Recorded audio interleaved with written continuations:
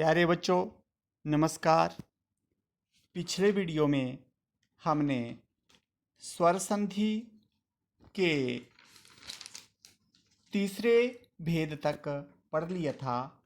आज हम स्वर संधि के चौथे भेद से शुरू करेंगे। तो स्वर संधि का चौथा भेद है यण संधि। तो प्यारे बच्चों, यण संधि क्या होती है? देखिए, यदि ई ई ऊ ऊ री लरी से परे कोई भिन्न स्वर हो, अगर मान लो पहले शब्द में ई है तो अगला जो शब्द है संधि वाला, उसमें ई नहीं होना चाहिए, उसमें अ हो। ये है कहने का मतलब अन्य स्वर से। तो क्रमशः ई के स्थान पर य होगा, ऊ के स्थान पर व होगा, री के स्थान पर र होगा और री के स्थान पर ल होगा। तो इसमें पहला नियम देखिए बच्चों, यदि ई से परे ई को छोड़कर, यानी पहले शब्द में ई है या ई है और दूसरे शब्द में फिर ई नहीं होना चाहिए, फिर क्या होना चाहिए? दूसरे शब्द में ऊ हो जाए इस प्रकार से, या ए हो जाए। कहने का भाव यही है कि भिन्न स्वर हो। तो उदाहरण देखिए पहला, जैसे यदि जमा अपी। अब देखिए, यदि में पहले शब्द में क्या है? ई है और अगले शब्द में क्या है? अ है। तो भिन्न है, ई से भिन्न है। यानी ई से परे कोई भिन्न स्वर हो तो जो ई है उसको य हो जाता है। ई मतलब य में बदलती है, ई को य यण होता है। तो ई को य हो गया तो क्या बन गया? द के बाद य आ गया, ई को य हो गया, द आधा रह गया और अगला य जो है य में मिल गया तो बन गया यद्यपि। इसके बाद इति जमा अपि, इसमें भी ई को य हो गया और त आधा ही है तो आधा ही रहा और यपि य से अगला अ मिल गया इत्यपि। इति जमा आदि, यहां भी ई को य यण हो गया और अगला य जो है इसमें जो है य में मिल गया और इत्यादि। अति जमा आचारः, इसमें भी ई को य यण हो गया और अगला आ जो है य से मिल गया अत्याचार। प्रतिजम एकम, प्रत्येकम में भी देखिए ई है और आगे ए है, ई को य हो गया, बन गया प्रत्यय और य के बाद ए है, ए ऊपर चला गया और प्रत्येकम बन गया। नियम नंबर 2 देखिए बच्चों, यदि ऊ से परे ऊ को छोड़कर कोई अन्य स्वर हो, यानी पहले शब्द में ऊ या ऊ है, कोई भी है दोनों में से, और अगले स्वर में ऊ नहीं होना चाहिए, मतलब अगले स्वर में कोई वो और होना चाहिए, तो ऊ को क्या हो जाता है? उस ऊ को, पहले वाले शब्द के ऊ को व हो जाता है। मतलब ई को य यण होता है और ऊ को व यण होता है। तो देखिए उदाहरण देखिए इसका, मधु जमा अरि। अब देखिए पहले शब्द में मधु में ऊ है और आगे भिन्न स्वर अ है, तो इस ऊ को व यण हो जाएगा, ऊ को व। अब जब ऊ को व हो गया तो क्या आई स्थिति देखिए बच्चों, म ध ध आधा हो गया और व लग गया आगे, मध व, आगे अ है तो व में अ मिल गया तो क्या बन गया? मधवरी। इसी प्रकार सु जमा आगतम, सु में ऊ है और आगे भिन्न स्वर है, तो सु ऊ को क्या होता है? सु का जो ऊ है उसको व हो गया, तो स आधा रह गया तो स व, अगला आ जो है व में मिल गया तो स्वागतम। यानी ऊ को व होता है, ये याद रखना आपने। गुरु जमा आदेश, गुरु में रू र में जो ऊ है उसको व हो गया और गुरवादेश बन गया। गुरु जमा आदि, इसमें भी ऊ को व हो गया, गुरवादी बन गया। साधु जमा आचरणम, अब देखिए साधु में ऊ है और आगे भिन्न स्वर अ है, तो क्या बन गया? ध ऊ को व, तो ध आधा रह गया और अगला आ जो है व में मिल गया तो क्या बन गया? साध्वाचरणम। अगला है बधु जमा आदि, बधु जमा आदि में भी ऊ को व हो गया और अगला आ जो है इसमें मिल गया बद्धवादी। साधु जमा इष्टम, साध्विष्टम, ऊ को व यण। अब मधु जमा अरिष्ट, यहां पर ऊ को व यण, तो क्या बन गया? मध्वरिष्ट। अब इसका नियम नंबर 3 देखिए बच्चों, री के बाद री को छोड़कर कोई अन्य स्वर हो। यहां पर यही है कि पहले शब्द में री है और दूसरे शब्द में कोई और है, री के अलावा कोई और स्वर हो, तो री को र हो जाता है। तो जैसे उदाहरण देखिए, मातृ जमा अनुग्रह। अब देखिए मातृ में पहले शब्द में री है और आगे भिन्न स्वर अ है, तो री को क्या हो जाएगा, र हो जाएगा। अब री को र हो गया तो त आधा रह गया, मातर अनुग्रह, तो क्या बन गया, त और र मिलकर त्र बन गया, और अनुग्रह मातृनुग्रह।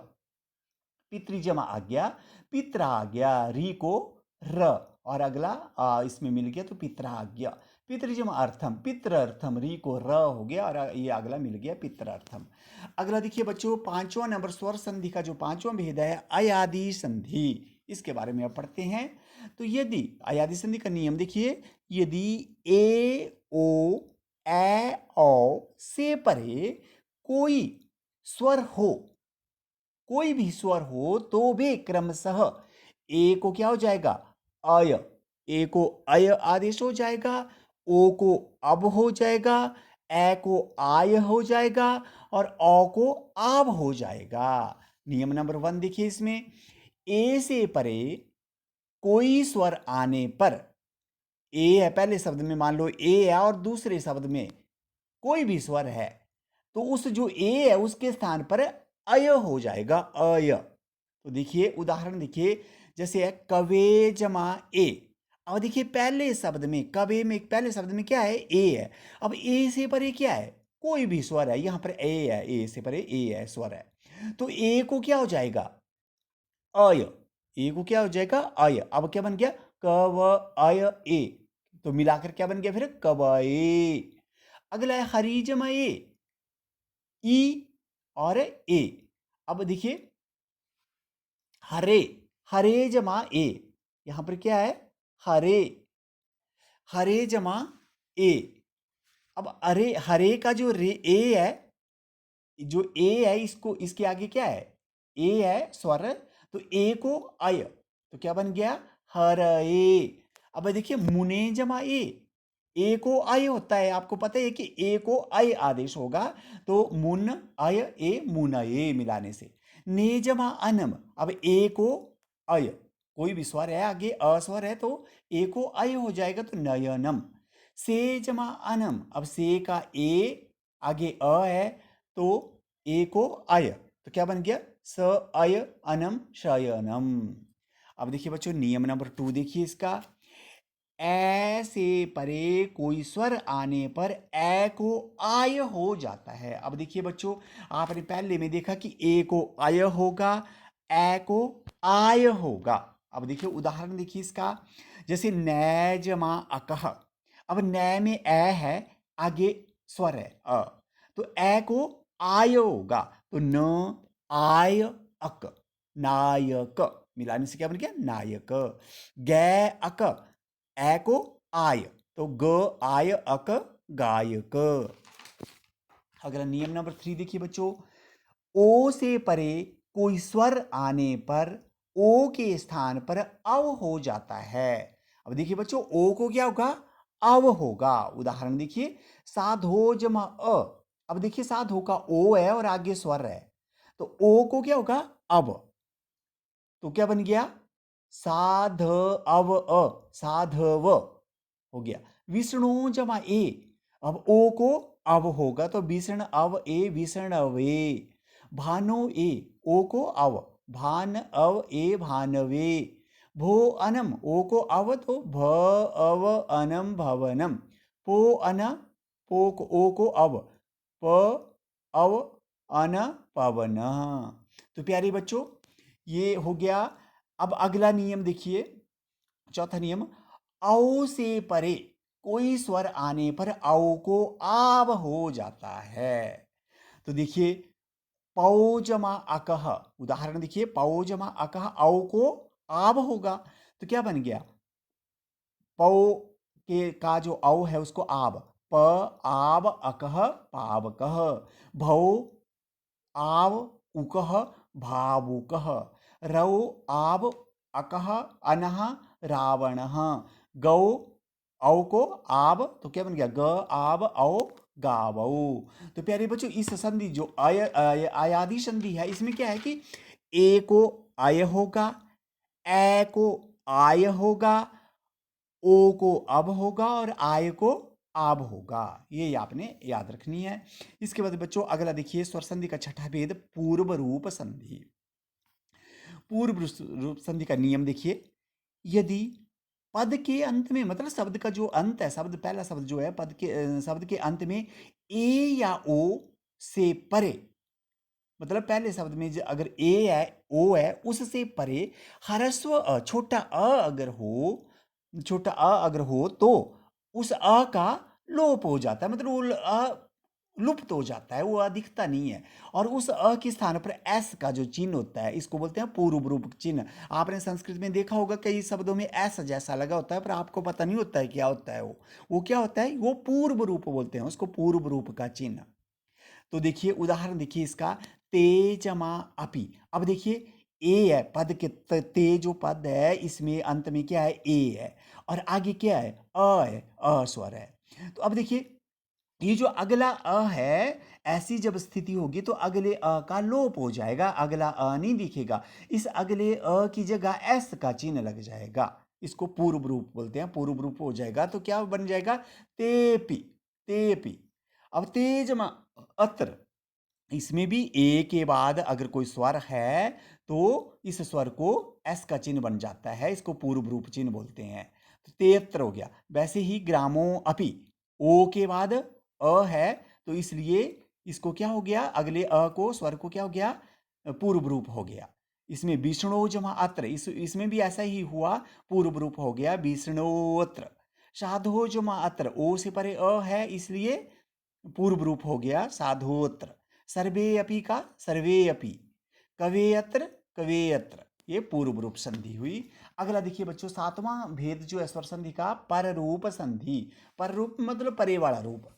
देखिए इसका नियम देखिए, अवर्ण के अंत में होने वाले उपसर्ग के बाद, अवर्ण के अंत में होने वाले उपसर्ग के बाद अगर कोई ऐसी धातु रूप हो जिसके आदि में ए या ओ हो तो उस उपसर्ग के अ को पर रूप हो जाता है। अब देखिए बच्चों अवर्ण के अंत में होने वाले उपसर्ग, अब देखिए प्र, उदाहरण देखिए प्र उपसर्ग है।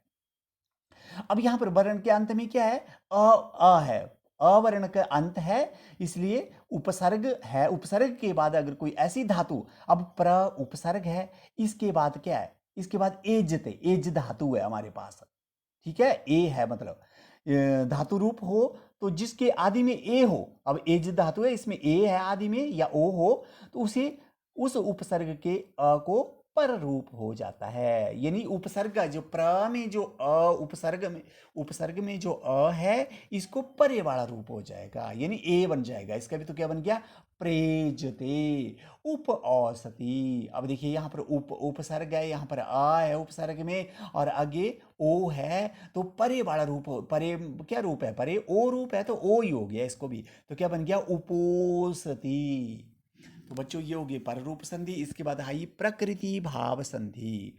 प्रकृति भाव शब्द का अर्थ होता है पहले जैसा रूप, बच्चों प्रकृति होता है स्वभाव, मतलब जो मूल स्वभाव है शब्द का वही रूप हो जाएगा भाई, वही रहेगा रूप, अर्थात कोई परिवर्तन कोई बदलाव ना होना भाई, मतलब जो जैसा है वैसा ही रहना। यानी देखिए जहां पर संधि नियमों के अनुसार संधि नहीं होती है उसे प्रकृति भाव संधि कहते हैं, जहां पर कोई भी संधि नहीं होती है वहां पर जैसा रूप है वैसा ही रहेगा। तो नियम देखिए इसका, द्विवचन वाले पद के अंत में ई उ ए परे कोई भी स्वर होने पर संधि नहीं होती। अब देखिए द्विवचन वाला रूप, उदाहरण देखिए जैसे कवि, अब कवि शब्द का द्विवचन में बनता है कवि, अब यह द्विवचन वाले पद के अंत में ई उ ए से परे, अब देखिए द्विवचन वाला रूप यहाँ पर कवि है, कवि के अंत में क्या है बड़ी ई है, ई है मतलब इससे परे कोई अगर स्वर होता है तो संधि नहीं होती है। तो यहाँ पर कवि में द्विवचनांत रूप है ये कवि और बड़ी ई है यहाँ पर और आगे भी स्वर ई है स्वर, तो इसमें संधि नहीं होगी, ऐसे के ऐसे लिखा जाएगा तो क्या होगा प्रकृति भाव हो जाएगा इसको, यानी कवि ईमो, प्लस का निशान हटा देना और कवि ईमो ऐसे लिखा जाएगा। हरि ये तो यहाँ भी द्विवचनांत रूप है हरि और आगे स्वर है इसलिए हरि ए तो प्रकृति भाव हो गया। साधु ईमो, इसमें भी वचनांतर रूप है साधु और आगे स्वर है, इसलिए साधु ईमऊ ही रूप रहेगा। नियम नंबर 2 देखिए, अदस शब्द के अमी और अमु रूपों से परे ई ऊ स्वर परे होने पर संधि नहीं होती। अब देखिए, अदस अगर शब्द है तो उसके अमी और अमु अगर रूप हैं तो उसके आगे अगर उसके परे अगर ई या ऊ स्वर परे होने पर कोई संधि नहीं होगी। अब देखिए, अमु जमा आसते, यहां पर अदस शब्द का अमु है और आगे अ है, स्वर है मतलब, तो क्या होगा, ऐसे के ऐसे ही रूप रहेगा। तो अमु जमा उपविशति, अमुपविशति, यानी प्रकृति भाव जैसा है वैसा ही रहेगा। अमी ईशा, अमी ईसा, अमी अश्वा, अमी अश्वहा, ऐसे ही रूप रहेंगे, मतलब प्रकृति भाव जैसे था वैसे ही रहेगा। तो प्यारे बच्चों, ये हो गया हमारा स्वर संधि। संधि के जो 3 भेद थे, स्वर संधि, व्यंजन संधि और विसर्ग संधि, उसमें से स्वर संधि का हमारा आज पूरा हो गया। अब हम अगले वीडियो में हल संधि यानी व्यंजन संधि के बारे में पढ़ेंगे। धन्यवाद।